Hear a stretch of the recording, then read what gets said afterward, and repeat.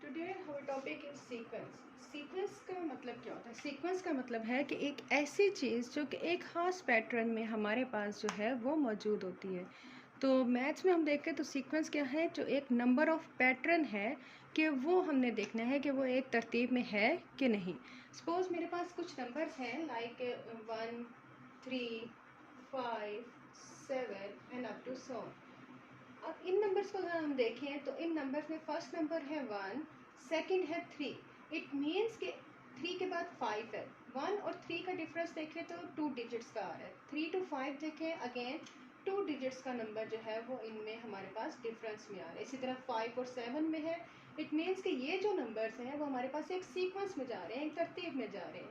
अगर ऐसे ही मैं कुछ और नंबर लिखूँ लाइक अगर मैं लिखूँ 3 9 27 एंड अप टू सो। अब इन नंबर्स को हम देखें तो बेसिकली हमें ये जो है वो तरतीब हमें ऐसे समझ में नहीं आ रही। तो हम इसका पैटर्न अगर देखें तो 3 3 ज़र 9 होता है। इट मीन्स कि हमने इसके साथ 3 मल्टीप्लाई किया है। यहाँ पे हमारे पास एडिंग हो रही थी, प्लस हो रहा था कुछ नंबर। अब अगर हम देखें तो 9 3 ज़र 27, तो इसका मतलब है कि 3 3 3 जो है वो हमारे पास सीक्वेंस में जा रहा है, मल्टीप्लाई हो रहा है। तो इस सूरत में क्या होगा कि इससे हमें पता चलेगा कि ये एक सीक्वेंस में है, एक तरतीब में जा रहे हैं। अगर मैं नंबर यहाँ लिखती हूँ 1 4 3 -2 and up to so on. अब इन नंबर्स को हम देखें तो हमारे पास जो है वो कोई ऐसा खास इसमें हमें पता नहीं लग रहा कि ये किस सीक्वेंस में जा रहे हैं। हम अगली टाइम इसकी लिख नहीं सकेंगे। तो इसलिए हम कहेंगे कि ये जो हमारे पास है ये हमारे पास सीक्वेंस में मौजूद नहीं है। अब हमारे पास सीक्वेंस से हट के सीक्वेंस के आगे कुछ टाइप्स हैं। तो हम जो डिस्कस करेंगे आज जो उसकी टाइप है वो है अरिथमेटिक। अब अरिथमेटिक हमारे पास क्या है? अरिथमेटिक सीक्वेंस का मतलब क्या है इसको हम समझते हैं।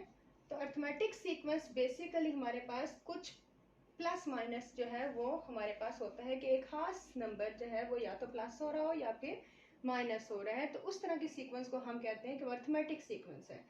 सपोज हमने जो पहले लिखी थी कि 1 3 5 7, तो अगर हम इनको देखें तो 1 और 3 -1 हमारे पास 2 आता है। इसी तरह 5 -3 जो है वो 2 है और 7 -5 जो है वो 2 है। इसका मतलब है 2 का डिफरेंस आ रहा है। जो इनका डिफरेंस है वो हमारे पास 2 है जो कि सेम हमारे पास आता है।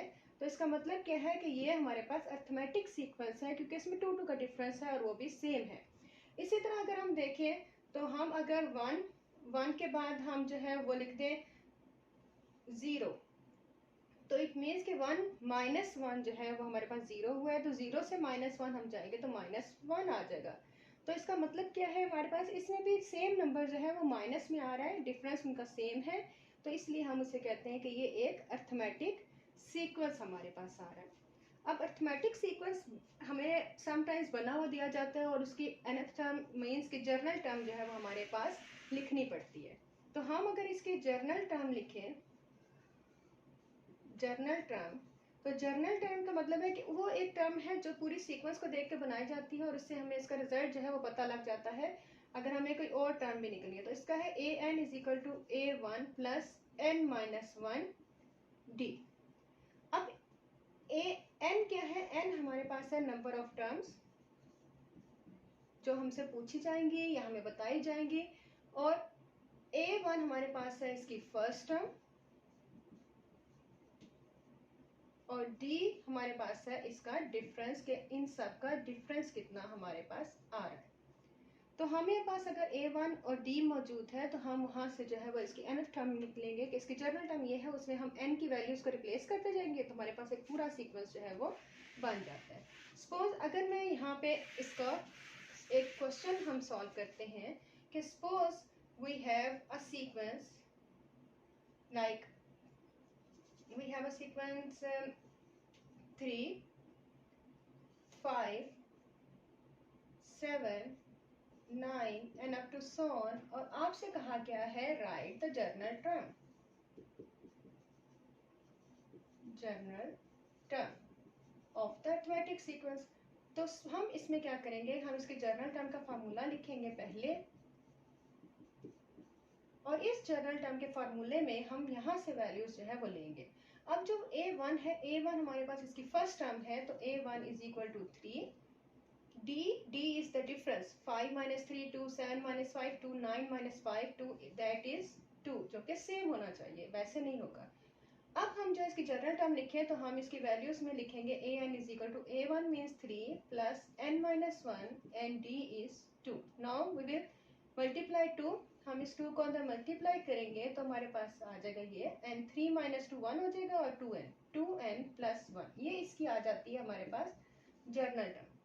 अब इस जनरल टर्म से हम जो है वो सीक्वेंस लिख सकते हैं। सपोज अगर हम we have a question 4 8 12 and up to so on, you have to write कौन सी टर्म हमने लिखनी है, यहाँ पे हमने लिखनी है a6।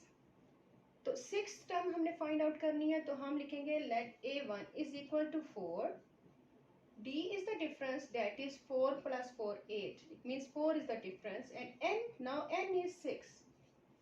तो अब हम उसी जनरल टर्म में an is equal to a1 plus n minus 1 d में हम इनकी वैल्यू सब्स्टिट्यूट करें, n की प्लेस पे 6 आ जाएगा, a1 में 4 आ जाएगा, plus n minus 1 means 6 minus 1 and d is 4, then 4 plus 6 minus 1 5, 5 4s are 20, then 20 plus 4 is 24, तो 6 टर्म इसकी आ जाएगी 24। अब चाहे अगर हम नेक्स्ट एक और क्वेश्चन हम देख लेते हैं।